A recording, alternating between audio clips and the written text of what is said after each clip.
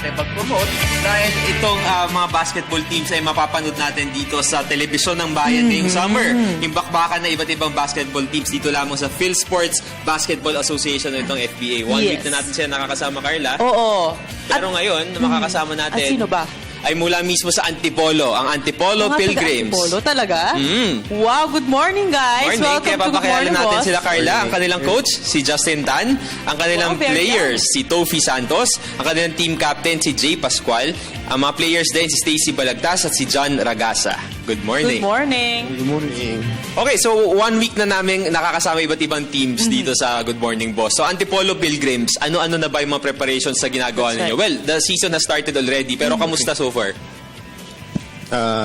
Medyo late din kasi na nabuo yung team. So, at the start of the practice, first day pa lang namin, hard practice talaga kami. 3 hours a day, every day. Wow. Sunday lang pahinga namin.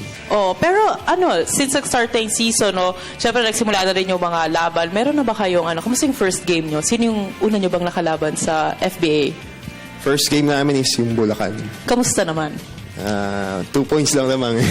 Pero at least kayo nanalo. Okay.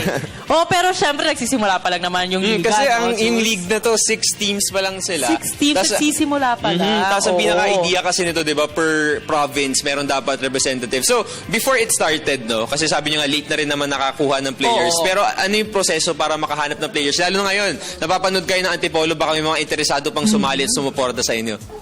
More on recruitment kami. Yung mga players namin nang kaling sa mga UAP and NCAA schools. Saka yung iba, puro mga D-League players. So, mga high-level players din yung mga players namin. Okay. May filang pa kami. Okay, ngayon tanongin natin si Coach, si Justin Tan. Ito, katabi ko. Okay.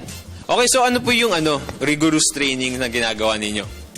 Well, nagpo-focus kami sa more on defense kasi pag defense, yung offense darating lang naman yan eh. So, saka team chemistry, doon kami nagpo-focus talaga. Oo, okay.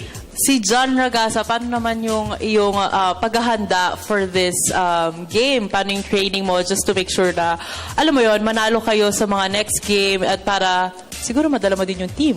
Well, as Coach just said, we have a rigorous training routine. Sorry, I It's okay. I just have to reply Okay. in English. But yeah, every single training session we go through a rigorous regime. Yes. And the most we can do is train, I guess. Okay. Stacy, kamusta naman yung suporta ng mga kababayan niyo from Antipolo? Siyempre, iba yun kapag, di ba, on the event itself, dun mismo sa gym, maraming nanonood. Kamusta naman yung suporta nila?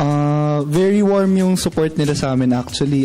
Kahit na wala pa kaming game sa Antipolo, mafe-feel namin yung support every time may game kami kahit sa Bulacan or sa Manila. Yung support talaga nila nandun for us. Ayan, siguro Tofi. Si Tofi. Si Tofi. Kailan ba yung next game ninyo? Para naman, maraming sumuporta sa inyo from Antipolo, maraming manood. Saan at kailan at sino ba ang sunod nyong makakalaban sa FBA? Ang bukas po, may game kami Saturday against Photon Pampanga po, 3:30 p.m. So, supportahan niyo po kami mga taga-Antipolo po. Okay. So itong Antipolo Pilgrims, isa sila sa 6 teams dito sa pinakaunang FBA, itong first season nila. So, Mr. Justin Tan, yung ating coach, ano yung mensahe nyo sa lahat ng kababayan ninyo sa Antipolo? Even your LGU, para syempre masuportahan kayo sa lahat ng mga preparations and trainings ninyo.